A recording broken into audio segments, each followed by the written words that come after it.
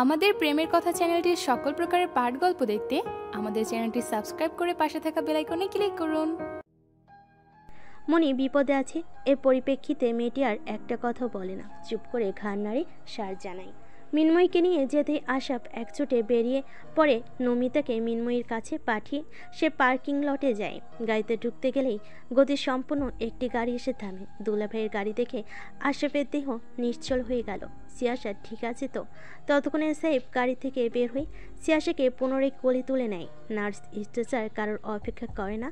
আর আশরাফ ভাগ্নি সেই হাস্যোজ্জ্বল মাখনরঙ্গা মুখটিকে এমন বিভৎস রক্তাক্ত অবস্থায় দেখে এক দৃষ্টিতে তাকিয়ে রইল, চোখে মুখে অসাধ্য। কি হলো তবে?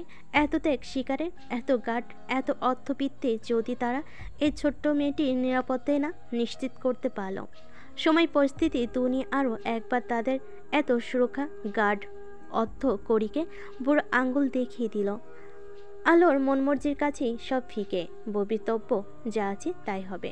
দর্পণ আর সাইফের মাঝে সবচেয়ে পরিলক্ষিত একটি পার্থক্য হলো সাইফ উগ্র মেজাজের, দর্পণ শান্ত মেজাজের। সাইফ রাগের মাথায় হঠাৎ সিদ্ধান্ত নিয়ে ফেলে, সেখানে দর্পণ পরিণতি পরিস্থিতি কৌশল অবলম্বন করে সিদ্ধান্ত নেয়। দর্পণ নিজের অবস্থান পারিপার্শ্বিক অবস্থা বুঝে সিদ্ধান্তে উপনীত হয়। ঢাকা সেনানিবাসের কনফারেন্সের লাউঞ্জের জানালা ঘেঁষে অস্থিরভাবে পায়চারি করছে জেনারেল এনাম। হাতে তার ফোন, কপালে চিন্তার ভাঁজ সুস্পষ্ট। বিগত এক সপ্তাহে সে কোটি কোটি টাকার লোকসানের মুখে পড়েছে, আর এর পুরো ক্রেডিট যায় ওই দর্পণের উপর। দেশের মধ্যে তার নিয়ন্ত্রণে থাকা ব্যবসায়িত্বে সব কিছু ধ্বংস করে দিয়েছে। দেশের পরিস্থিতি নিয়ন্ত্রণে আনতে গিয়ে সে দুবাইয়ের ব্যবসার দিকে নজরই দিতে পারেনি, যার ফলে নতুন দুর্দশা আসতে পড়ছে তার উপর। গত 2 সপ্তাহে আগে যে শিপমেন্ট হয়েছে সেটা পৌঁছানোর এখনও কোনো কনফার্মেশন সিকান্দার পায়নি। গতকাল থেকে সে নিজেও দুবাইয়ের নিজের কর্মচারী সহকর্মীদের সাথে যোগাযোগ করার চেষ্টা করেছে, কিন্তু কারোর সাথে যোগাযোগ করতে পারেনি। সবাই নেটওয়ার্কের বাইরে, যেটা অসম্ভব এক ব্যাপার। দুবাইয়ে তার জমজমাট ব্যবসার আসর, তার সাথে যুক্ত রয়েছে ধনকুবের কয়েকজন শেখ। তাদের সাথে তার সার্বক্ষণিক যোগাযোগ থাকে, কিন্তু এই প্রথমবার সে দুবাইয়ের নিজ ব্যবসা সংযুক্ত প্রতিটা সহযোগীর সাথে যোগাযোগ বিচ্ছিন্ন। সকলে কি ব্যস্ত, নাকি তারা কোনো বিপদের মুখে পড়েছে? ভাবনাটি মাথায় আসতেই এনাম জোরপূর্বক হেসে উড়িয়ে দিল তা। দুবাইয়ের এত নামধারী শেখ তার ব্যবসায় জড়িত, একজন বিপদে পড়লে আরেকজন তার ব্যবসার ভারসাম্য রক্ষা করবে। উপায়ন্তর না পেয়ে জেনারেল এনাম নিজের নোটপ্যাড ঘেটে নিম্ন পর্যায়ের এক কর্মচারী কন্ট্যাক্ট নাম্বার বের করলো। মেসেজটা তার বিক্ষিপ্ত। সে সবসময় তার ম্যানেজারের সাথে যোগাযোগ করে, অথচ এখন কোথাকার নিম্ন পর্যায়ের কর্মচারীদের সাথে যোগাযোগ করতে হচ্ছে। সব কয়টা মরেছে তার বিপদের সময়। একবার সব কিছু আবার আগের মতো ঠিকঠাক হাতের নাগালে আসুক, প্রত্যেকটাকে দেখে নেবে সে। খুব বেশি দেরি নেই সুষমের আগমনের। দর্পণকে নিষ্ক্রিয় করতে পেরেই তার সুষমের আগমনের ক্ষণ আরও নিকটবর্তী। এখন শুধু এই ঝামেলা গোড়া থেকে উপড়ে ফেলার অপেক্ষা। ভাগ্য সুপ্রসন্ন হলো এনামের উপর। কর্মচারীটিকে ফোনে পেয়েছে সে। এনাম তার উপর রাগ ঝেড়ে প্রশ্ন ছুড়ে দেয়, সব কয়টা কোথায় মরেছে? ওদিকে কি খবর? শিপমেন্ট পৌঁছেছে কিনা? তবে নতুন অর্ডার আসছে না কেন? কিন্তু কর্মচারীটি তার সকল উৎকণ্ঠাকে আরও বাড়িয়ে দিয়ে বলল, কোনো শিপমেন্ট পৌঁছায়নি তাদের কাছে। সেগুলো দুবাই ক্রাইম ট্রাইব্যুনাল এজেন্টের হাতে লেগেছে। এমনকি দুবাইয়ে তার ব্যবসার সাথে জড়িত সকল সহযোগী দুবাই ট্রাইব্যুনাল এজেন্টের হাতে আটক হয় গতকাল। এনাম বাখারা হয়ে যায় কর্মচারীটির কথায়। ধপ করে বসে পড়ে চেয়ারে, মাথায় ঘুরপাক খাচ্ছে। এসব কি করে হতে পারে? এখানেও কি দর্পণে কোনো হাত আছে? কিন্তু কিভাবে? এনামের ভয় উদ্বেগ বাড়তে লাগলো। মনে করতে লাগলো দর্পণে বলা এক একটা কথা।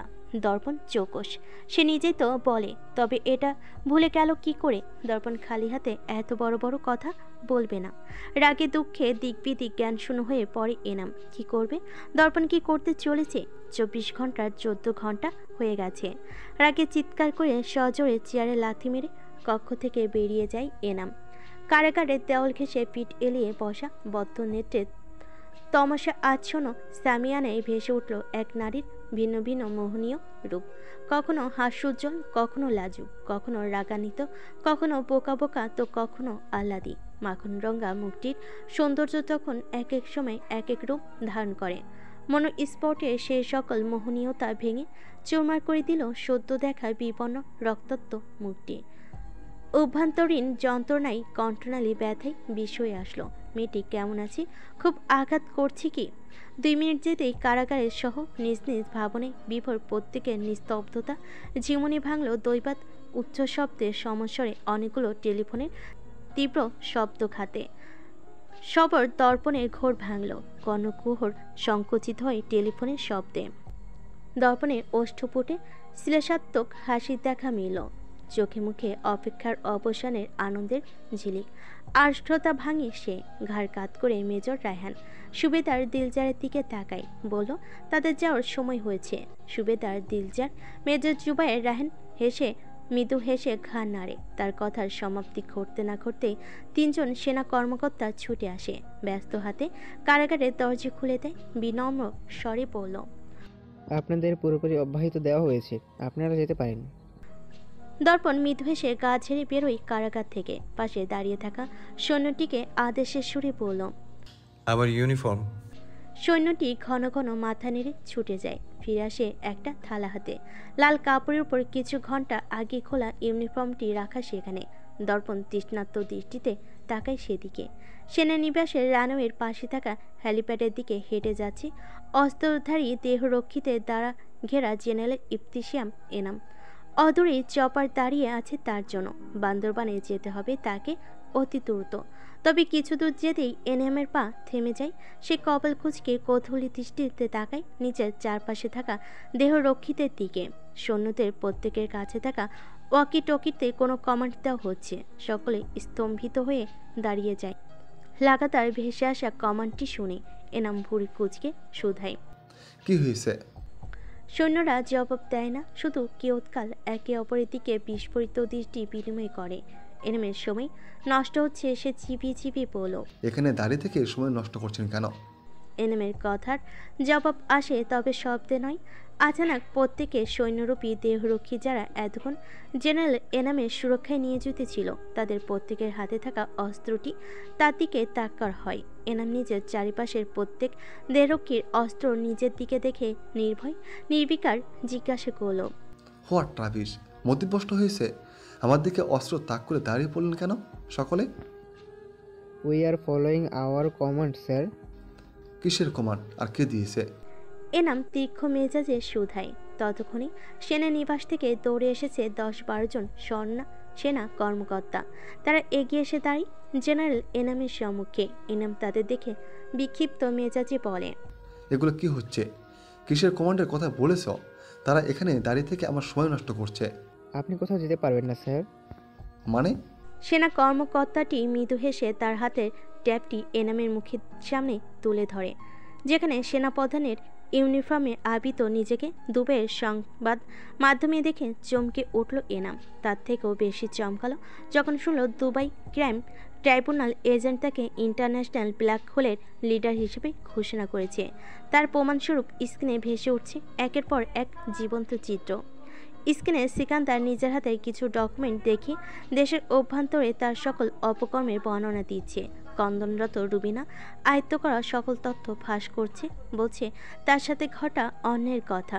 এছাড়াও দুবাইয়ের তার সকল ব্যবসায়িক সহযোগিতারাও বিবৃতি দিচ্ছে যে এই সকল কিছু জেনারেল ইফতিশাম এনামের নেতৃত্বেই হয় এবং সেই সব কিছুর অধিপতি। একে একে দেশ বিদেশের সকল অপকর্মের তথ্য ফাঁস করে যাচ্ছে পর্যায়ক্রমে। উদ্ধার করা পাচারকৃত নারীদেরকেও দেখাচ্ছে। সংবাদ মাধ্যমে বলছে, অতি সত্বর যদি দেশটি জেনারেল ইফতিশাম এনামকে শাস্তির আওতায় না আনে, তবে আন্তর্জাতিকভাবে এর বিরুদ্ধে পদক্ষেপ নেওয়া হবে। কেননা দুটো দেশের শান্তি শৃঙ্খলা জুড়ে আছে এর সাথে, এবং প্রত্যেকটা দেশ নিজের দেশের শান্তি বজায় রাখতে সচেষ্ট। শুনতে শুনতে এনাম উদ্ভ্রান্তের মতো ছুটে এসে ট্যাপটি ছুঁড়ে মারে, চিৎকার করে বলে, এসব মিথ্যে আমাকে ফাঁসানো হচ্ছে। তোমাদের সাহস কী করে হয় আমার উপর অস্ত্র ওঠানোর? আমি সেনাপ্রধানের জেনারেল ইফতিশাম এনাম। তোমরা কি ভুলে গেছো এই পুরো সেনা ফোর্সের অধিনায়ক আমি ছিলেন স্যার, এখন আর নেই। আপনি এখন আন্তর্জাতিকভাবে স্বীকৃতিপ্রাপ্ত এক অপরাধী। রাষ্ট্রীয়ভাবে অতি সত্বর আপনাকে আইনের আওতায় আনার নির্দেশ রয়েছে আমাদের উপর। and it's over now. You are arrested by the armed force, sir. বিলম্বহীন সেনা কর্মকর্তাদের হাতে থাকা প্রত্যেকের বন্দুকের নলটি এনামের মাথা বরাবর এসে ঠেকল। জেনারেল এনাম জড়পস্তর মতো হাঁটু ভেঙে বসে পড়ে। বছরের পর বছর ধরে গড়ে তোলা সাম্রাজ্যের ধ্বংস হয়ে যাওয়ায়। দর্পণের চাকরির জীবনের সময়কাল খুব বেশি দীর্ঘ নয়, 13 বছর। তবে এই ক্ষুদ্র পরিসরের সময়টাতে তার অনেক অর্জন রয়েছে, আর এই অর্জনের কারণেই সে বেশ আলোচিত সমালোচিত 8টি সেনানিবাসে। ঠান্ডা মস্তিষ্ক, শান্তিপূর্ণ যোগ্যতা, উপস্থিত বুদ্ধি, নির্বিকার সাহসিকতার সাথে লাইফ রিস্কি মিশনে যোগদান করায় কেউ কেউ প্রশংসায় পঞ্চমুক্ত, কেউ কেউ হিংসেতে অন্ধপ্রায় বেকুব। সাধারণ সৈনিক থেকে মেজর দর্পণ এহসান হয়ে ওঠার জার্নিটা ছিল কঠিন। একটা মানুষ সফলতার দ্বার প্রান্ত তখনই হয় যখন তার কোনো পিছুটান থাকে না, যখন সে কোনো আশা রাখে না। তার ভাগ্যক্রমে এই দুটোই দর্পণে ছিল না, বিধায়ী সফলতা তার দ্বার প্রান্ত হতে বাধ্য হয়। জন্মলগ্ন থেকেই পিছুটান তার ছিল না, আর আশা কার থেকে রাখবে, কিসের জন্য রাখবে, এই প্রশ্নের উত্তর সে কোনো কালেই খুঁজে পেত না।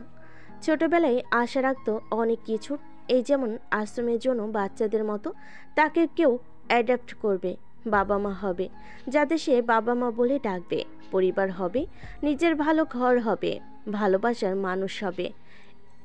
যেই আশা বরাবরই তাকে নিরাশা করে গিয়েছে। তবে একটু বিবেক বুদ্ধি হতেই এগুলো ছোটবেলার অবুঝ আচরণ বাচ্চামতে পরিণত হলো, যেগুলো মনে পড়ল নিজ মনে সে লজ্জিত হতো। আশাবিহীন লাইফ রিস্ক নিয়ে পর্যায়ক্রমে 19টি মিশনে সফলতা অর্জন করে সেনাবাহিনীতে নিজের এক পাকাপোক্ত স্থান তৈরি করে ফেলে। তবে 20 নম্বরের মিশনটি যে তার জীবন বদলে দেবে তা ছিল অকল্পনীয়। মিশনের শুরুতেই হেরে যাওয়ার কারণ হিসেবে যুক্ত হয় এক চঞ্চল চপল নারী। না চাইতেও নিজের কঠোর কাস্টল পোলে ভেদ করে এক প্রেমিক সত্তা মজে ওঠে নারীটির প্রেমে, নারীটির অগোচরে। অন্তরালে আবির্ভূত হওয়া মাত্রই আশাগুলোর জীবনে একমাত্র চাওয়া হয়ে যায়। তাকে না পেলে বেঁচে থাকার কোনো কারণ নেই, এই জীবনে কোনো মানে নেই। টিপিক্যাল অদ্ভুত সব প্রেমময় জেদের আগমন ঘটে অন্তরালে। শুরুতে মনে হতো মেয়েটি হয়তো তার পিছুটান, এই যে তার সকল চাও পাওয়া আশা জুড়ে মেয়েটি, এটা দুর্বলতা নয়তো কি। তবে সময় গড়াতেই দর্পণ অনুভব করতে পারল মেয়েটি তার দুর্বলতা নয়, তার শক্তি। তাকে আঁকড়ে বাঁচতে হলেও এই কেসে তাকে জিততে হবে, কারণ কেসটি মেয়েটির জীবনের সাথে জড়িয়েছিল হাজারো প্রাণ, যা তার রাতের ঘুম কেড়ে নেয়। চোখ বুঝলেই কানে ভাসে, আমার স্ত্রীকে খুঁজে পাচ্ছি না, আমার সন্তানকে খুঁজে পাচ্ছি না। তাই তো একবার হেরে গিয়েও সে হাল ছাড়েনি। 3 বছর টানা 3 বছর লেগেছে তাকে এই কেস জিততে। দর্পণ কোনো অলৌকিক ক্ষমতাধর নয় যে সে চাইলে যা ইচ্ছে তাই করতে পারবে। সে আইনের আওতায় কর্মরত এক সাধারণ কর্মকর্তা, তাকে আইন মান্য করে চলতে হয়। সে চাইলেই কোনো ঔদ্ধত্যপূর্ণ আচরণ করতে পারে না। দেশে আইন বলে তো কোনো শব্দ বহাল রয়েছে। আইনের কাছ থেকে অন্যায় প্রশ্রয় পেয়ে গেলেও অন্যের পক্ষে মাথা তোলা ব্যক্তি মাথা নুইয়ে দেওয়ার জন্য আইনকে বেশ বিকৃতভাবে ব্যবহার করে উচ্চ পদস্থ পদে আহরিত স্বার্থসন্ন্যাসী কিছু সেবক রূপী ঘাতক। তাকে নিজের অবস্থান, পারিবারিক নিরাপত্তা এইসব দিক বিবেচনা করি নিজের লক্ষ্যে সফলতা অর্জন করতে হবে। সে যে লড়াইটাকে ব্যক্তিগত প্রতিশোধ হিসেবে দেখেনি, সে এটাকে হাজারো মানুষের অশ্রুর কারণ হিসাবে দেখেছে। বুঝেছে একজনকে হটাতে পারলে অনেক মায়ের, নারীর, শিশুর অশ্রু মুছতে সফল হবে সে। উন্মাদের মতো ভেবেছে কি করবে, কিভাবে এনামের ক্ষমতার মোকাবেলায় করবে, কিভাবে তাকে রাষ্ট্রীয়ভাবে এক্সপোজ করবে। তখনই তার কুলকিনারাহীন গন্তব্যে আগমনী দূতের মতো খোঁজ পায় দুবাই ক্রাইম ট্রাইব্যুনাল এজেন্টের। প্রায়শই অবসর কাটানোর জন্য আর্টিকেল পড়া দর্পণের অভ্যাস ছিল। সেখানে দুবাই ক্রাইম ট্রাইব্যুনালের এক আর্টিকেলে জানতে পারে তারা দুবাইয়ের অভ্যন্তরীণ নারী দেহ ব্যবসায়ীদের দমনের জন্য প্রচেষ্টা চালাচ্ছে। মেজর ওয়ালিউল্লাহর দেওয়া তথ্য অনুযায়ী এনামের ব্যবসার মূল ঘাঁটি ছিল দুবাইয়ে। দর্পণ ঠিক এই পয়েন্টটাকেই ক্যাচ করে নেয়। সে এই বিষয়ে একটা ইমেল পাঠায় ওই এজেন্টদের কাছে, দুবাই ক্রাইম ট্রাইব্যুনালের কাছে। সে জানায় তারা যে লক্ষ্যে কাজ করছে সেও ঠিক একই লক্ষ্যে কাজ করছে এবং আনফরচুনেটলি তারা সকলে একজনের পেছনে ছুটছে এবং যার পেছনে তারা ছুটছে তার সম্পর্কে সকল তথ্য তার কাছে রয়েছে। তাই সে প্রস্তাব রাখে তাদের এই অভিযানে সে তাদের শতভাগ সাহায্য করতে পারবে। তবে সাথে সাথেই কোনো রেসপন্স পায়নি দর্পণ। কিন্তু দেরি হলো সেই ইমেলে রিপ্লাই আসে প্রায় 1 মাস পর, যেটা পুরোপুরি পজিটিভ রিপ্লাই ছিল না। তার দর্পণের কথায় প্রুফ চাই। তার কিভাবে বিশ্বাস করবে দর্পণ সত্য বলছি? দর্পণ রাজি হয়ে যায় প্রুফ দিতে। দর্পণ তখন নিজের সর্বোচ্চ দিয়ে চেষ্টারত প্রমাণ জোগাড় করতে। তখন দর্পণ সত্যই সিয়াশাকে পারিবারিকভাবে বিয়ে করে নিজের কাছে আনে। দুজনের মধ্যে বেশ মনোমালিন্য দূরত্ব ছিল। একদিন ভোরে সেনানিবাসে ছুটে এসেছিল এক সর্বহারা প্রেমিক পুরুষ, একজন স্বামী, নিজের অনাগত সন্তানের বাবা। স্ত্রী নিখোঁজের খবর নিয়ে ভালোবেসে বিয়ে করেছিল। 3 মাসের অন্তঃসত্ত্বা স্ত্রী কলেজে গিয়েছিল আর বাসায় ফেরেনি। দর্পণ বিষয়টাকে খতিয়ে দেখে। নাইখংছড়ি উপজেলার ওই একই দিনে আরও 6 জন নারী, 4 জন শিশু নিখোঁজ হয়। পুরনো ধুলোজামা খাতা ঘাটলে নাইখংছড়ি উপজেলার এনামের আন্ডারে কাজ করা এক দালালকে সে আটক করেছিল। কেস ছেড়ে যাওয়ার পরে যাকে এনামের নির্দেশে তাকে ছেড়ে দিতে হয়েছিল। নাইখংছড়ি উপজেলায় ওই লোকটি একমাত্র নামকরা এক সন্তান ছিল এবং 5 মাস আগে সেই রাতের অন্ধকারে 2 বছরের একটি ছেলে সন্তান এবং স্ত্রীর সামনে থেকে দর্পণই ওই দালালকে আটক করে এবং ওই দালালের বক্তব্য অনুযায়ী দর্পণ সকল তথ্য দুবাই ক্রাইম ট্রাইব্যুনাল এজেন্টদের কাছে জানায়। যে তথ্য মোতাবেক তারা নিশ্চিত হয় দর্পণ যা বলছে সেটা সত্য। কয়েক সপ্তাহ অন্তর অন্তর এভাবেই দেশ থেকে নারী ও শিশু পাচার করা হয়। তবে সেইবার ওই পাচার হওয়া নারীদের উদ্ধার করতে সক্ষম হয়নি দুবাই ট্রাইব্যুনাল এজেন্টেরা।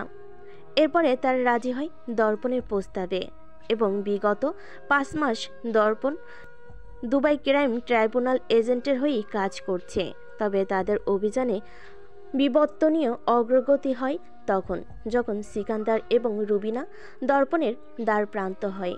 বছরের পর বছর ধরে নিষ্ঠা সততার সাথে কাজ করার বিনিময়ে যখন নিজের সন্তান মাতৃদুগ্ধ হারা হয়ে যায়, সিকান্দার তখন অনুভব করে সে এনামের পালতু কুকুর ছাড়া আর কিছুই না। আজ তার স্ত্রী কেড়ে নিয়েছে, কাল তার মেয়েকে শেষ করে দেবে, পরশু তাকে। তবে এর পরিণতি কি? সিকান্দারের চোখ খুলে যায়। পিতামাতা হারানোর পর পৃথিবীতে সিকান্দারের কেউ ছিল না। চলে গিয়েছে অসৎ পথে, ভালো পথ দেখানোর মতো কেউ ছিল না। সেই একাকী জীবনে জোরপূর্বক সঙ্গী বানাই আস্মিতাকে, যে মেয়েটিকে দেখার পর থেকে প্রথম তার মনে অনুশোচনার দেখা দেয়। ধীরে ধীরে মেয়েটি তার একাকী জীবনের একমাত্র ভালোবাসায় পরিণত হয়। ঘরে ফিরে যাকে না দেখলে তার অন্তঃস্থল শীতল হয় না। তাকে ছেড়ে থাকার কল্পনাও সে করতে পারে না। সে জানতো তাকে সাহায্য করতে পারে একমাত্র মেজর দর্পণ। ছুটে আসে দর্পণের কাছে, অভ্যন্তরীণ যত তথ্য তার জানা রয়েছে তা প্রকাশ করে। তেমনি দর্পণের কাছে অনাকাঙ্ক্ষিত আগমন ছিল চিত্রনায়িকা রুবিনারও। রুবিনা জানতো এরম কখনোই তার সন্তানকে পৃথিবীতে আসতে দেবে না, অথচ সে ইতিমধ্যে গর্ভের সন্তানকে নিয়ে কত শত স্বপ্ন বুনে ফেলেছে। পৃথিবীতে একমাত্রই মা আছে যারা সন্তানের ক্ষেত্রে কোনো কিছুর তোয়াক্কা করে না। কে জারজ, কে দুর্ঘটনাবশত, কে জোরপূর্বক, কোনো কিছুই না। তারা শুধু জানে সে মা, গর্ভের প্রাণটি তার সন্তান এবং যে কোনো কিছুর মূল্যে তাকে রক্ষা করতে হবে। এমনকি একজন পতিতার গর্ভেও যদি অনাকাঙ্ক্ষিতভাবে সন্তানের আগমন ঘটে, সে পুরো পৃথিবীর সাথে লড়ে যাবে নিজের সন্তানটিকে পৃথিবীতে আনার জন্য। তেমনি রুবিনাও সদ্য অনুভব করা মাতৃত্বের সুখ থেকে বঞ্চিত হতে চায়নি। এনামের সাথে থাকায় সেও জানতো মেজর দর্পণ ট্রাই-7 নিয়ে কাজ করেছে। সে দর্পণের সাথে দেখা করে দর্পণকে সব খুলে বলে। কালেক্ট করা সকল তথ্য দর্পণের হাতে দেয়। সমঝোতার সুরে বলে বদলে তাকে এবং তার সন্তানকে বাঁচাতে হবে। দর্পণ তাকে সর্বোচ্চ নিরাপত্তা দিয়ে আড়াল করে রাখে এনামের থেকে। ধীরে ধীরে দর্পণ ক্ষমতাধর হয়ে ওঠে এনামের বিরুদ্ধে তথ্য জোগাড় করতে করতে। একটা সময় সে অনুভব করল এনামকে ধ্বংস করার জন্য যথেষ্ট পরিমাণে প্রমাণ সে জোগাড় করে ফেলেছে। ততদিনে দুবাই এজেন্টরাও এনামের দুবাইয়ের সকল পার্টনারকে আটক করে এনামের বিরুদ্ধে জবানবন্দি গ্রহণ করে ফেলেছিল। এখান থেকে জোরদার হয় সেনাপ্রধান জেনারেল ইফতিশিয়াম এনামের ধ্বংস। দর্পণ তো শুধুমাত্র মাধ্যম মাত্র। এনামের ধ্বংসে অবদান ছিল সেসব মানুষের যারা এনামের দ্বারা নৃশংসতার শিকার হয়েছে। অন্য কথা কখনোই সুফল বয়ে আনে না। ঐক্যবদ্ধতাই দর্পণকে সাহায্য করে একজন সাধারণ মেজর হয়ে সেনাবাহিনীর অধিনায়কের বিরুদ্ধে লড়তে এবং সফল হতে। এনামের ধ্বংস তো সেদিনই নিশ্চিত হয়ে যায় যেদিন সে সাত্তা সন্ন্যাসী হয়ে এক গর্ভবতী নারীর সম্ভ্রম ছিনিয়ে নিয়ে তাকে মৃত্যুর দ্বারপ্রান্তে ঠেলে দিতে দ্বিধাবোধ করেনি। 24 ঘন্টা সময়সীমা তখন 20 ঘন্টা 33 মিনিট পেরিয়ে গিয়েছে। এই সময়টুকুই যথেষ্ট ছিল সেনাপ্রধান জেনারেল ইফতিশিয়াম এনামের অবস্থান নিশ্চিত করতে। পুরো দেশ জুড়ে এক অনাকাঙ্ক্ষিত বিস্ফোরণ ঘটল যেন। শ্রদ্ধেয় পূজনীয় সেনাবাহিনীর অধিনায়কের একের পর এক প্রকাশিত হওয়া কীর্তিকলাপ দেখে যে সংবাদ মাধ্যমগুলো ঘণ্টা 5 আগেও সেনাপ্রধান এনামের বিরুদ্ধে দর্পণের দেওয়া তথ্য প্রকাশে নারাজ, তারা এখন হুমড়ি খেয়ে একে অপরের সাথে পাল্লা দিয়ে এনামের বিরুদ্ধে প্রচারিত সকল তথ্য প্রকাশ করছে। পুরো ঢাকা সেনানিবাসের সামনে প্রেস কনফারেন্সের মাধ্যমে রাষ্ট্রীয় সম্মান প্রদর্শন করে অনুতপ্ততার সহিত দর্পণকে আবারও পরিয়ে দেওয়া হয় তার ইউনিফর্ম, তার গর্ব, তার সিদ্ধারা সোজা করে দাঁড়িয়ে থাকার কারণ এবং সামরিকভাবে জেনারেল এনামকে কারাগারে আটক করা হয়েছে। তার বিচার কার্য অনুষ্ঠিত হবে আগামী সপ্তাহে। টাকা, ক্ষমতা, আভিজাত্য, নারী সঙ্গ নামক বিলাসিতা কয়েক ঘন্টার মধ্যে এনামের জন্য স্বপ্নতুল্য হয়ে ধরা দিল। দিকদিশা হারিয়ে এনাম উন্মাদের মতো ছটফট করছে কারাগারের অন্ধকারময় কক্ষের মাঝে। চেঁচিয়ে চেঁচিয়ে বলছে, এসব চক্রান্ত মেজর দর্পণের, এগুলো আমায় ফাঁসানো হচ্ছে। আমাকে বেশিক্ষণ এখানে আটকে রাখতে পারবে না। অস্থির চিত্রে টেনে নাও বিষাক্ত ধোঁয়া হুড়মুড় করে বেরিয়ে এলো নাসার রন্ধ্র থেকে। বাহাতের আঙ্গুলের ভাঁজে সিগারেটের ফিল্টার চেপে দর্পণ অলস পেয়ে এগিয়ে আসে কারাগারের সন্নিকটে। গা দুলিয়ে ফিসেল হেসে এসে দেওয়ালের দিকে মুখ করে বসা ফোঁসফোঁস করতে থাকা এনামকে দেখে। প্রহসনের সুরে শুধায়, সেনাপ্রধান জেনারেল ইফতিশাম এনাম যে, আপনি কারাগারে কি করছেন স্যার? দর্পণে কণ্ঠ ভেসে আসতে এনাম তেরে আসে। কারাগারের শিকল চেপে ধরে হিসিয়ে বলে, তুই কি ভেবেছিস আমায় এখানে আটকে রাখতে পারবি? আমি বেরোলাম বলে তখন তোকে আর তোর পুরো বংশের নাম মিটিয়ে দেবো আমি। না না, আপনি এখানে বেশিক্ষণ থাকবেন কেন? আপনি কি এটাকে নিজের শাস্তি ভাবছেন স্যার? এত সহজ শাস্তি আপনি কামনা করেন কিভাবে? আপনাকে জাহান্নাম দেখিয়ে দুনিয়া থেকে বিদায় করব, সেই সকল মায়ের আর্তনাদের যন্ত্রণা অনুভব করাবো। একদিন আপনার জন্য যেমন কেউ মৃত্যুর জন্য ভিক্ষা করেছে, তেমনি আপনিও মৃত্যুর জন্য হাত জোড় করবেন। এনাম উত্তর করে না, শুধু লালচে দৃষ্টিতে দেখে চলে দর্পণকে।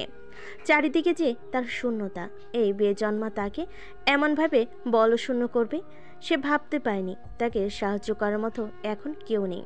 যারাও ছিল তারাও এখন পাল্টি খেয়েছে, কেউ তাকে সাহায্য করবে না। রাগে দুঃখে কারাগারের শিকলের ফাঁক থেকে দর্পণের গলা চেপে ধরতে যায়। দর্পণ মৃদু হেসে হাতটি ধরে ফেলে এক মোচড় দেয়, সাথে সাথে মর্মর আওয়াজ তুলল হাতটি। এনাম ব্যথায় কুকিয়ে উঠল। দর্পণ ছেড়ে দেয় তাকে।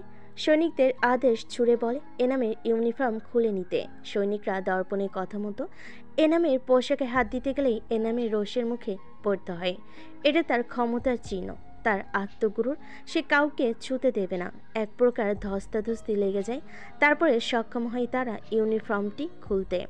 দর্পণ উপভোগ করে এনামের নিঃস্ব হয়ে যাওয়ার দৃশ্য। শীতল হয় তপ্ত হৃদয়, টকবগিয়ে বয়ে চলা উত্তাল রক্তস্রোত। চোখ মুদে নাই বহুল আকাঙ্ক্ষিত দৃশ্যটি দেখে। বুক ভরা শ্বাস নেই সে, অনেক অনেক অপেক্ষা। যন্ত্রণার অবসান ঘটল। তবে আজও অক্ষিপটে ভাসে সেই ছোট্ট ভিডিও ক্লিপের বীভৎস দৃশ্যগুলো। কত যন্ত্রণাময় বুকের ভেতরটা দুমড়ে মুচড়ে আসে তার ওই বীভৎস নারকীয় হত্যাযজ্ঞ যখন চোখের সামনে ভাসে। কর্ণকুহরে ভেসে বাড়ে আর্তনাদ, আমার বাচ্চারা। ইটস 18 পর্যায়ে ক্রমে 18 নম্বর বলির বাঁকড়া আসতে মিরাল হাততালি দিয়ে চেঁচিয়ে উঠল। রুষ্টপুর দেহের এক দানবীয় আকৃতির গাঢ় ধপ করে কাঁধে থাকা লোকটিকে মাটিতে ফেলল। আশ্রমের হলরুমের মেঝে জুড়ে 17টি অবচেতন দেহ পর্যায়ক্রমে সাজিয়ে রাখা।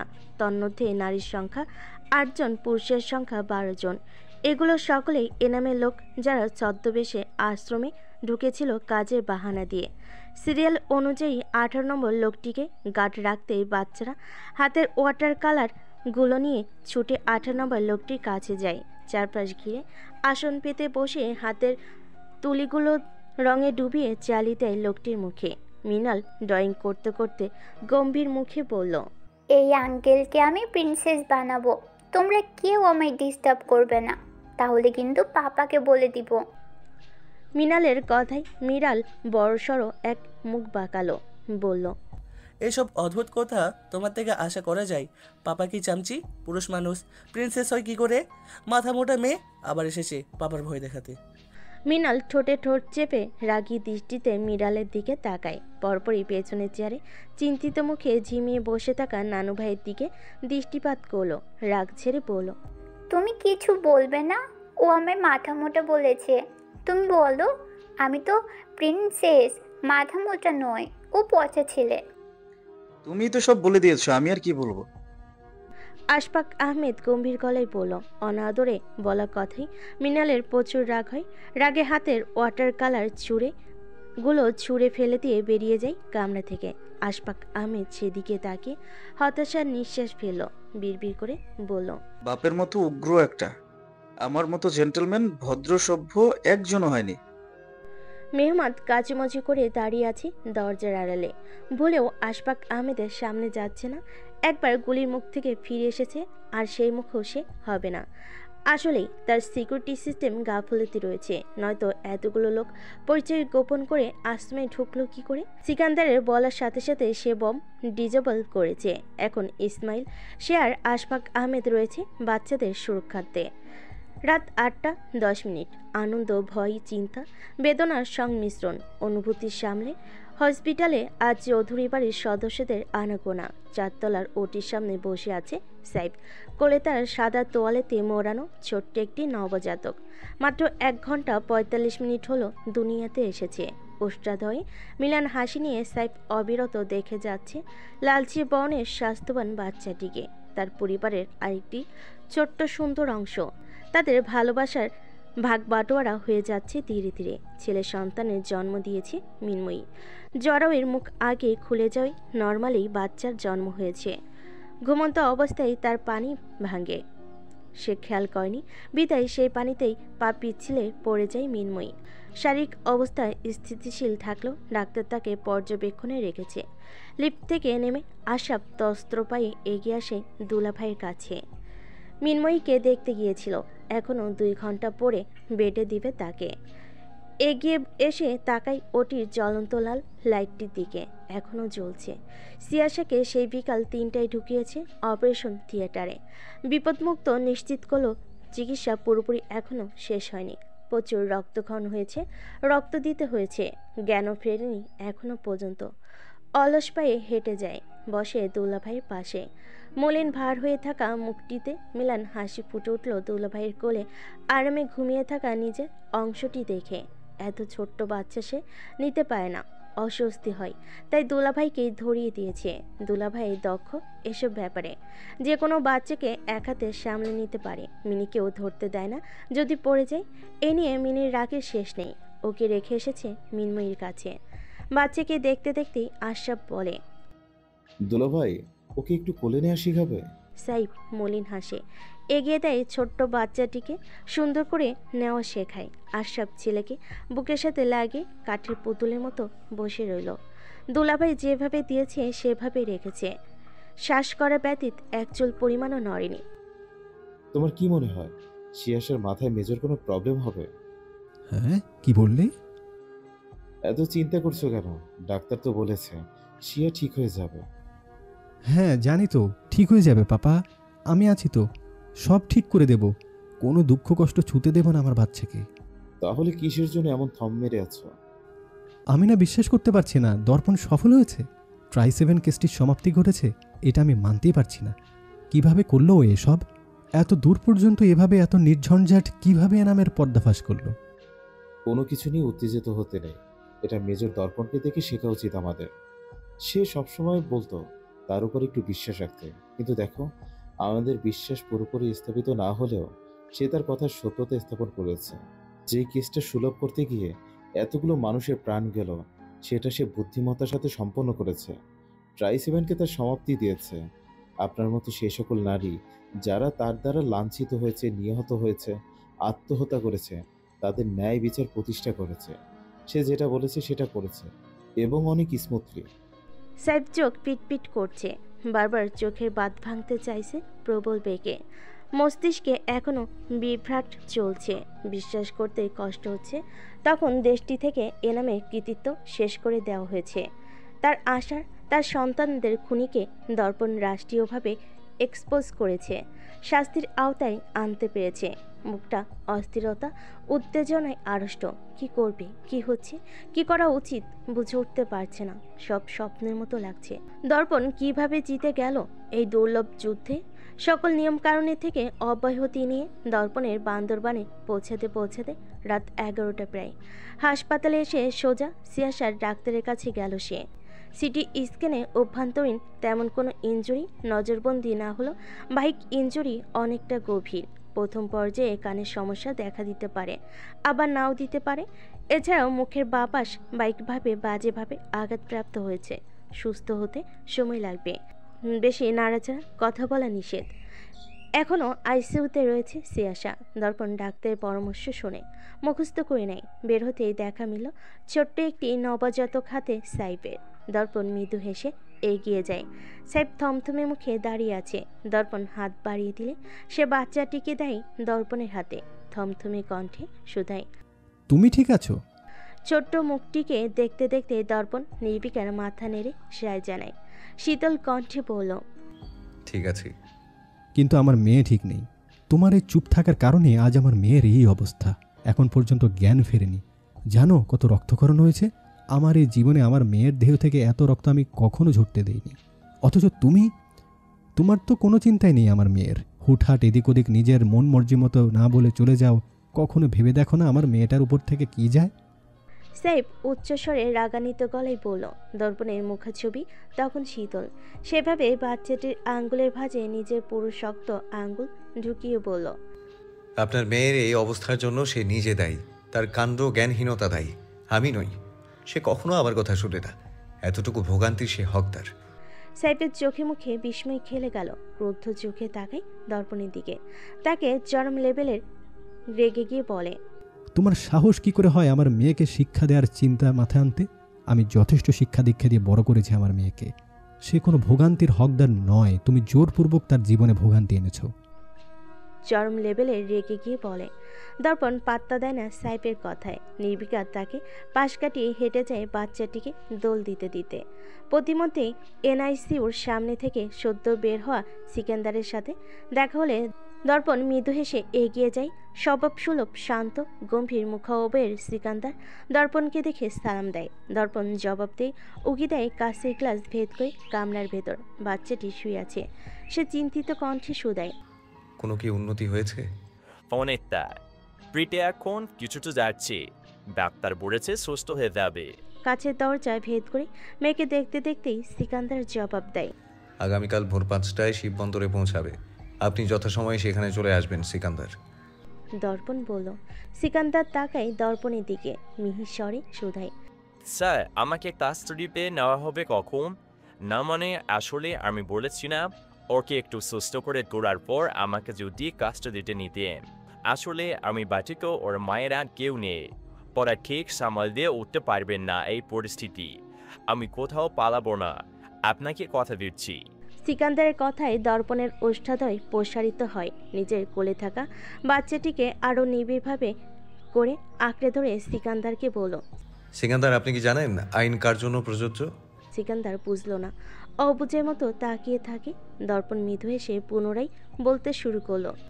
আমরা কাউকে তখনই আইনের আয়তায় আনি যখন কেউ ভুল করে এবং সঠিক পথ দেখালে কিংবা সঠিক ভুলের পার্থক্য বোঝা সত্ত্বেও সে ভুলটাকেই আঁকড়ে বাঁচতে চায়, লাগাতার সেই ভুলগুলোই করে যায়, তখন তার জন্য আইন প্রযোজ্য, তাকে ওই পথ থেকে ফিরিয়ে আনার জন্য। কিন্তু যে নিজের ভুল বুঝে সঠিক পথে চলে আসে, অনুতপ্ত হয়, সত্যের পথে নিজেকে ধাবিত করে, তাকে আমাদের উচিত দ্বিতীয়বার সুযোগ দেয়া। নয়তো এটা অপরাধ হবে তাকে উৎসাহিত না করে পুনরায় খারাপের দিকে আকর্ষিত হতে দেওয়ায়। আপনাকে কেউ আটক করবে না, আপনি নিশ্চিন্তে স্ত্রী সন্তান নিয়ে সুস্থ সবলভাবে ঘরে ফিরতে পারবেন। দর্পণ আবার বলল। সিকান্দারের গম্ভীর মুখটিতে প্রগাঢ় হাসির দেখা মিলল। কৃতজ্ঞ দৃষ্টিতে তাকিয়ে বলল। আমি আপনার কাছে অর্ডার ঋণী হয়ে থাকবো স্যার। ঋণী তো আমি থাকবো সিকান্দার। আপনাদের সাহায্য ছাড়া এই জয় অসম্ভব ছিল। যে এই জয় আমার একান্ত নয়, আমাদের সকলের। দর্পণ হাস্যোজ্জ্বল মুখে দৃঢ় কণ্ঠে বলল। শূন্য মস্তিষ্ক আচমকায় ভার অনুভব করতে পারল। একটু নড়তেই চোখের ঘন পল্লব ভিজে উঠল মাথার যন্ত্রণায়। ব্যথা সহনশীল হতেই ধীর গতিতে চোখ মেলে তাকায় সিয়াসা। ঝাপসা দৃষ্টি স্বচ্ছ পরিষ্কার হতে সময় নিল। শূন্য মস্তিষ্ক সচল হতেই হানা দিল মন স্পটে ভেসে ওঠা ভয়ানক কিছু দৃশ্য। আপনা আপনি ঠোঁট দুটো নড়ে উঠল। অস্পষ্ট ক্ষীণ স্বরে বলে ওঠে, পাপা। সাথে সাথেই হাতের মুঠোয় থাকা হাতটি শক্ত করে ধরে নেয় ক্যানেলা লাগানো দুর্বল হাতটি। মেয়ের ভিজে ওঠা পিটপিট করা চোখটি দেখতেই সাইব হড়বড়িয়ে পড়ল। এই তো মা, পাপা আছি তো, পাশেই আছি। কিছু লাগবে? কষ্ট হচ্ছে খুব? খুব বেশি ব্যথা করছে মা? পুরো মাথা জুড়ে ব্যান্ডেজ করা, ব্যথাতোর ভারী হয়ে থাকা মাথাটি ধীরে ধীরে কাত করে সিয়াসা। ব্যথায় মুখশ্রী ফুলে উঠেছে। বাবার চিন্তিত মুখটির দিকে তাকিয়ে থাকে সিয়াসা। কিচ্ছু বলে না। অষ্টপুটে শুধু মলিন হাসি, যে হাসির মানে আমি ঠিক আছি পাপা। সাহেব ঠিক বুঝে নিল মেয়ের মন ভুলানো কথা। পুনরায় জিজ্ঞেস করে, খারাপ লাগছে নাকি মা? খিদে পেয়েছে? দাঁড়াও দাঁড়াও, আমি ডাক্তারকে ডেকে আনছি। সিয়াসা জবাব দেয় না। জবাব দেওয়ার মতো শারীরিক অবস্থা তার নেই। মুখ নালেই মনে হচ্ছে মাথাটা ঘাট থেকে আলাদা হয়ে যাবে। সে তো নিগুড় দৃষ্টিতে দেখে চলছে বাবার পেছনে অদূরে সোফার হাতলে মাথা টেকিয়ে শুয়ে থাকা ক্লান্ত মুখটির দিকে। অনতি বিলম্বে চোখ দিয়ে অশ্রু গড়িয়ে পড়তে লাগলো সিয়াসার। মস্তিষ্কে হানা দেয় সকালে সেই দুর্বিষহ ঘটনার কথা। সাইফ উদ্বিগ্ন হয়ে মেয়ের চোখের পানি মুছে দেয়।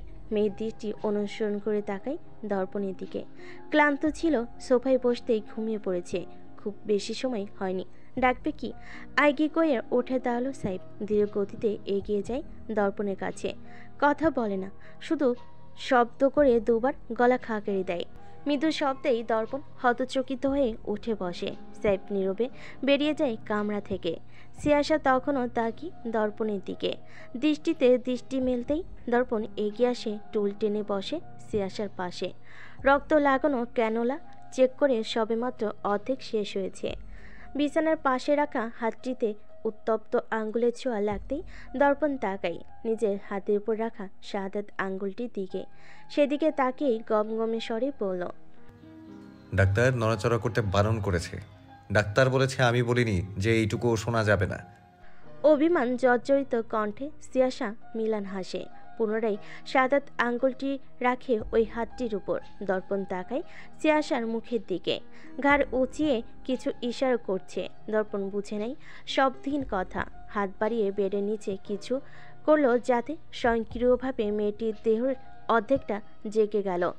আদর্শ অবস্থায় আসতেই সিয়াসা পুনরায় নিজের শাহাদাত আঙ্গুলটি দর্পণের হাতের উপর রাখে। আঙ্গুল ভাঁজ করে ইশারায় কাছে ডাকে। দর্পণে মুখশ্রী থমথমে ধারণ করলো। আমি আপনাকে কোনোরূপ আহ্লাদ করব এটা ভেবে মোটেও ভুল করবেন না মিসেস, কারণ আপনি আহ্লাদ করার মতো কোনো কাজ করেননি। করেছেন কষিয়ে এক চর খাওয়ার মতো কাজ। আর সেটা আপনি সুস্থ হলে অবশ্যই পাবেন। পুনরায় একই নির্দয় কণ্ঠে বলল। সিয়াসা গায়ে মাখে না দর্পণের কথা, পুনরায় আঙ্গুলের ইশারায় কাছে ডাকে। দর্পণ চুপচাপ নিচের মুখটি মেয়েটির মুখের কাছে নিয়ে যায়, সাথে সাথে উত্তপ্ত খড়খড়ে ঠোঁট দুটো ছুঁয়ে গেল রুক্ষ দাড়িযুক্ত বা গালটি। কর্ণকুহরে ভেসে আসে দুর্বল ক্ষীণ কণ্ঠ। আপনাকে মেরেছে, ব্যথা পেয়েছেন? আপনি আমায় দেখতে এসেছেন তাই না? আবার চলে যাবেন আমায় ছেড়ে? দর্পণ হতাশার নিঃশ্বাস ফেলে তাকে কার্নিশ বেয়ে গড়িয়ে পড়া অস্ত্রগুলোর দিকে আলতো হাতে সেগুলো মুছে দিয়ে তেরা কণ্ঠে বলল। নিজে হাতমরা হয়ে বসে আছেন হাসপাতালে, আর আপনি চিন্তা করছেন আমার কথা? কেউ মারেনি আমায়, কোথাও যাচ্ছি না আমি। আমার কাঠবিড়ালি সুস্থ, অসুস্থ সব সময় আমি তার সাথে ছিলাম, আছি। সত্যি? 3 সত্যি। বুকে নিন, কথা বলতে পারছি না, মাথাটা ফেটে যাচ্ছে।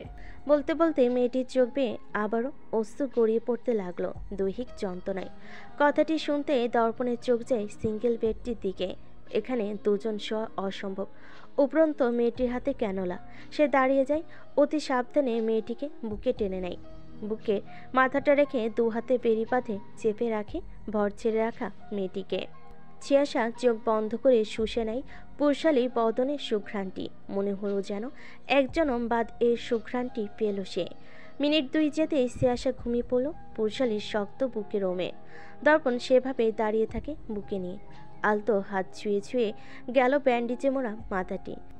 সাদা ব্যান্ডিজ রক্তাক্ত হয়ে আছে, সেদিকে মিলান দৃষ্টিতে তাকিয়ে থাকে। মেয়েটিকে এই অবস্থায় দেখা তার জন্য শাস্তি স্বরূপ। আলগোছে 12 কয়েক ঠোঁট ছুঁয়ে দেয় সেখানে। কামরার বাহিরে দাঁড়িয়ে থাকা সাহেব চোখ ভরে দেখে এই দৃশ্য। অশ্রুসিক্ত নয়ন ঠোঁটে আলতো প্রশান্তির হাসি নিয়ে সে সরে যায় দরজার সামনে থেকে। অন্ধকার কাটেনি তখনও, আবছা অন্ধকারে ছড়িয়ে ছিটিয়ে আছে। হঠাৎ কন্টেনারের ভেতরে বিকট শব্দের উৎপত্তি ঘটল। বেজে সশব্দে শিপের সাইরেন। দুর্বল ঝিমিয়ে গুটিয়ে পড়ে থাকা দেহটিতে ভয়ের আভাস, মৃদু কম্পন দেখা গেল। কন্টেনারের সর্বশেষ প্রান্তের এক কোণে দেওয়াল ঘেঁষে মৃদু কম্পিত দেহটি দুহাতে হাঁটু আঁকড়ে তাতে মাথা গুজে গুটিয়ে বসে আছে। আপদমস্তক শাড়ির আঁচলে যতটুকু পেরেছে শরীর লুকিয়ে রেখেছে।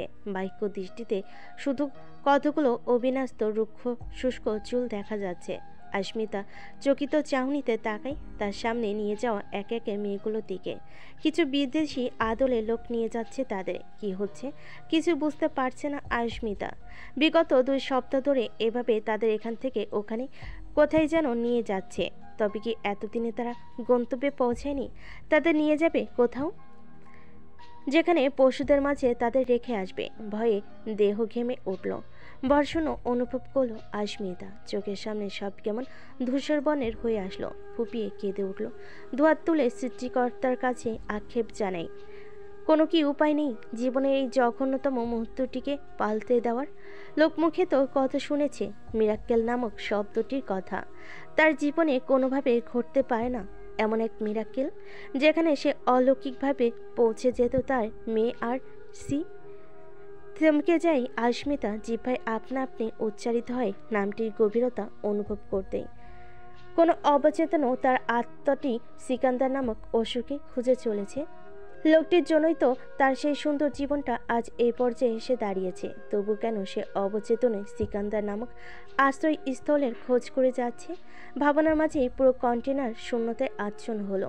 শুধু কি সেই বাকি আছে? এখন কি তার পালা? ভাবতেই কন্টেনারে মেঝেতে বুট দুটো শব্দ তুলে সন্নিকটে এগিয়ে আসার শব্দে আস্মিতা ভরততনু থরথরিয়ে কাঁপতে শুরু করলো। চেপে রাখা কান্না আবারও উপচে বেরিয়ে আসে। ফুপিয়ে কেঁদে ওঠে, আরও সেটে গেল কন্টেনারের দেওয়ালের সাথে। দুহাত নিজেকে ঢাকার ব্যর্থ চেষ্টায় তখনও বহাল রয়েছে। একটা সময় জুতোর আওয়াজ থেমে যায়। আস্মিতা বুঝতে পারে তার সামনে কেউ দাঁড়িয়ে আছে। বক্ষস্থলে তাণ্ডব, মাতৃত্ব বর্জনের তাড়নায়। 2 সপ্তাহ তার মেয়েটা কেমন আছে? খিদে মিটিয়েছে কি সিকান্দার, নাকি তাকেও বিক্রি করে দিয়েছে? অনেকক্ষণ গেলেও যখন কোনো সার শব্দ আসে না, তখন আস্মিতার দেহ মিলান হয়ে আসে। মাথা তোলে না, সেভাবে ভয় আঁকড়ে গুটিয়ে বসে থাকে। তখনই কর্ণকুহরে প্রবল আকাঙ্ক্ষিত এক ক্ষীণ আওয়াজ প্রবেশ করে। আয়ু! দৈবাত দেহে মস্তিষ্কে আলোড়ন সৃষ্টি হয় আস্মিতার। উত্তেজিত বদনে তরাক মাথা তুলে সামনে তাকায় সে। চোখ দুটোতে আনন্দ আশারা ঝলসে গেল চিরচেনা মুখটি দেখে। আগে যার আগমনে যমদূতের আগমন মনে হতো, আজ তার আগমন দেবদূতের মতো মনে হলো আস্মিতার কাছে। মেয়েটি অনুভব করতে পারল পৃথিবীর সবচেয়ে ঘৃণ্য ভয়ঙ্কর ব্যক্তি তার অভ্যাস নির্দয় নিরাপদ আবাস স্থলে পরিণত হয়েছে। এই পৃথিবীতে এই দানবটি ছাড়া আর কেউ তার জন্য নিরাপদ আশ্রয় নয়। প্রতিটি রক্তকণিকায় ছুটে বেড়ায় আনন্দ উল্লাস। উত্তেজিত তনু টেনে তোলে আস্মিতা। বিলম্বহীন এক ছুটে গিয়ে আশ্রে পড়ে প্রশস্ত দানবীয় বুকটিতে। সর্বোচ্চ শক্তি দিয়ে সিকান্দারের গলদেশ জড়িয়ে ধরে ঝুলে পড়ে আস্মিতা। শব্দ করে কেঁদে ওঠে, উন্মাদের মতো হাঁসফাঁস করে বলে, সিকান্দার, আপনি এসেছেন? আপনি আমার স্বপ্ন নন, তাই না? আমি তো ছুতে পাচ্ছি আপনাকে। স্বপ্ন নন, বাস্তব। সিকান্দার, আমায় বাঁচিয়ে নেবেন। আমায় বিক্রি করতে দেবেন না তো? দয়া করে আমায় বাঁচিয়ে নিন। আমার মেয়েটা দুধের শিশু, ততটুকু বাচ্চা তো দুধ ছাড়া আর কিচ্ছু খায় না। আপনি তো আর বাবা, আপনার কি একটু মায়া হয় না ওর জন্য? একটু দয়া করুন সিকান্দার। আমার মেয়েটা আর আমি সারা জীবন আপনার বন্দি হয়ে থাকবো। কখনো অবাধ্য হব না, যা বলবেন তাই করব। তবুও আমায় বিক্রি করে দিবেন না। আপনার টাকার দরকার হলে আমায় দেওয়া সব গহনা আপনি নিয়ে যান, তবুও আমায় আমার মেয়েটার থেকে দূরে করবেন না। মেয়েটি নিজের সর্বোচ্চ শক্তি দিয়ে সিকান্দারকে জড়িয়ে ধরে মিনতি করছে। হাতের বাঁধন এতটাই শক্ত যে সিকান্দারের দম বন্ধ হয়ে যাওয়ার উপক্রম। পিঠের মাংস খুবলে নিবে এমনই মেয়েটির থাবা, স্পর্শ, অনুরোধ। সিকান্দারের মুখে হাসি ফুটে উঠল 7 বছরে প্রথমবার স্ত্রীর কাছ থেকে পাওয়া আলিঙ্গনে।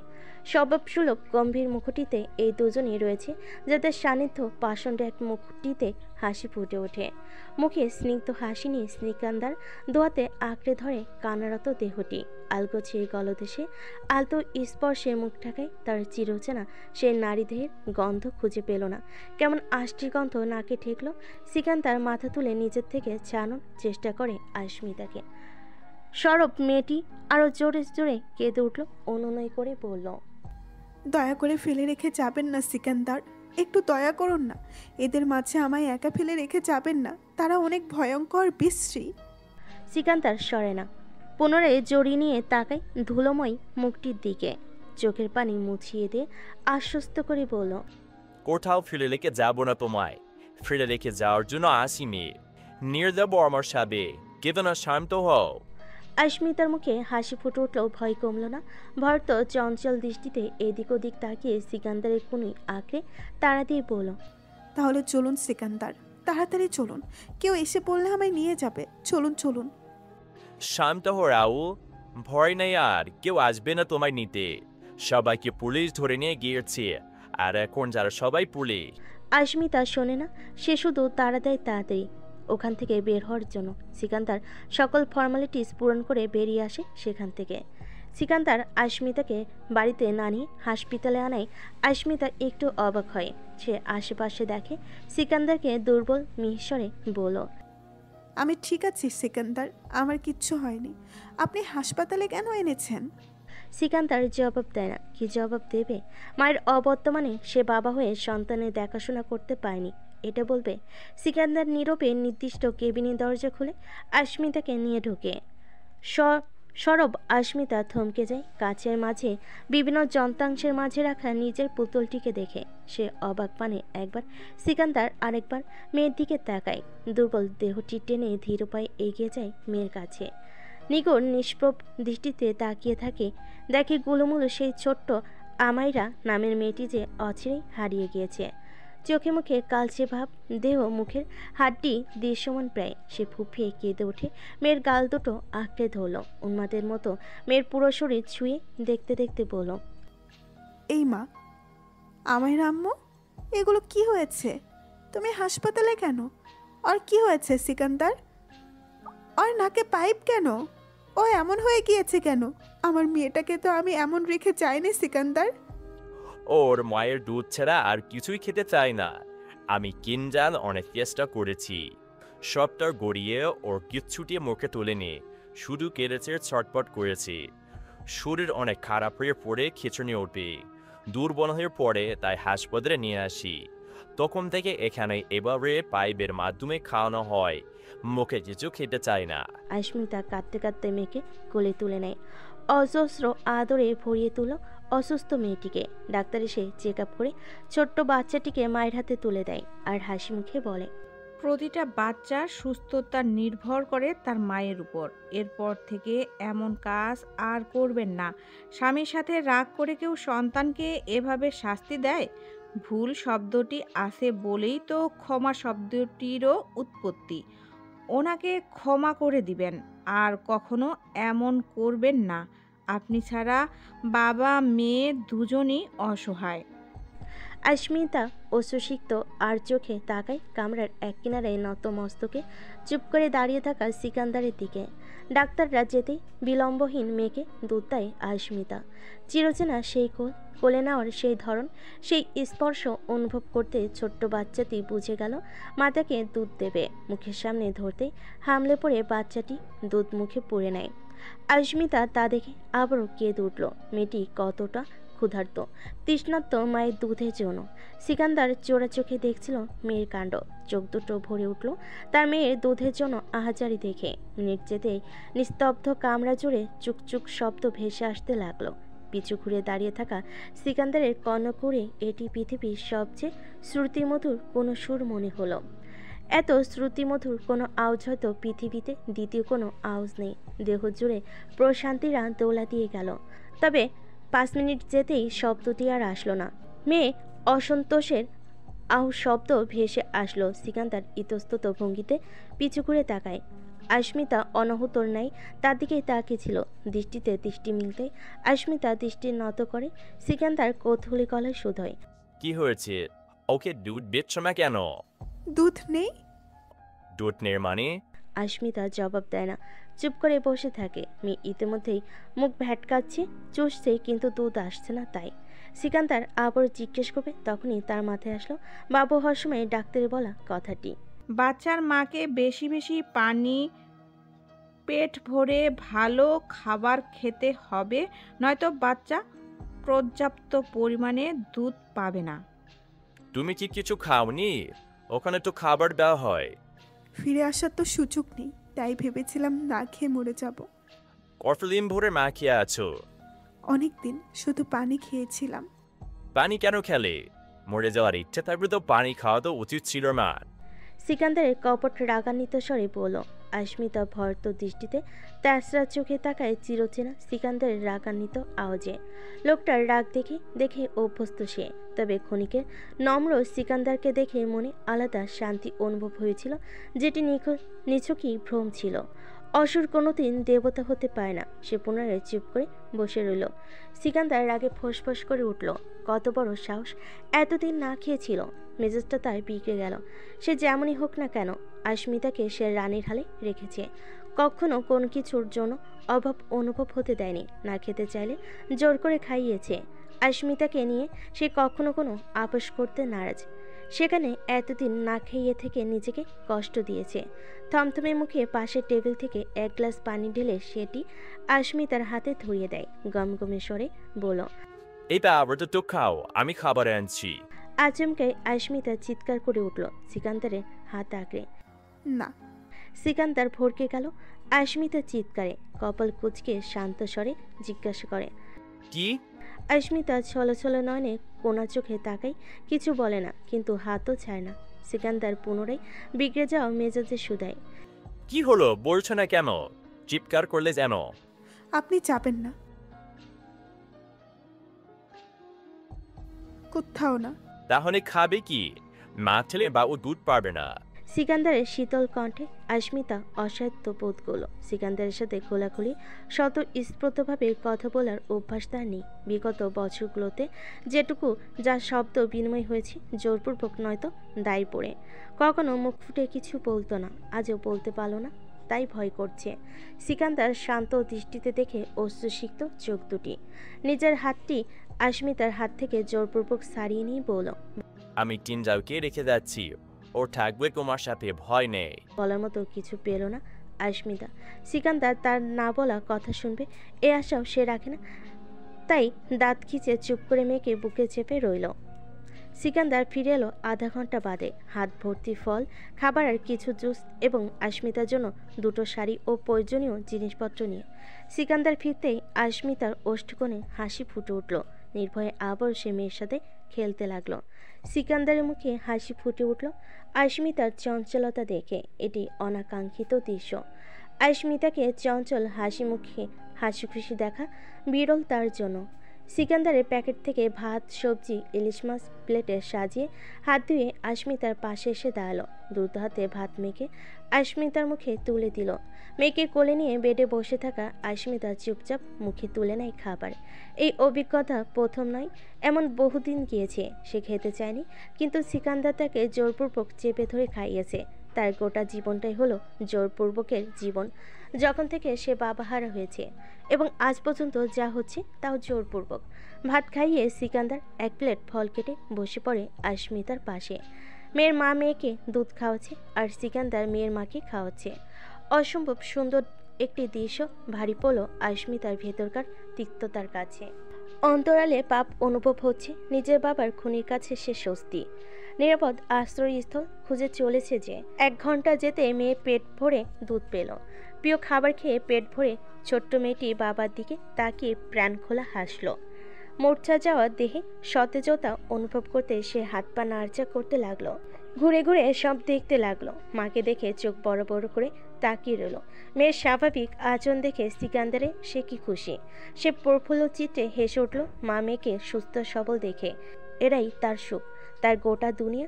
সিকান্দার ভেবে পায় না সে কি জীবনে কোনো পুণ্য করেছিল, নয়তো জীবন তাকে এভাবে দ্বিতীয়বার ঘুরে দাঁড়ানো কোনো সুযোগ দিল।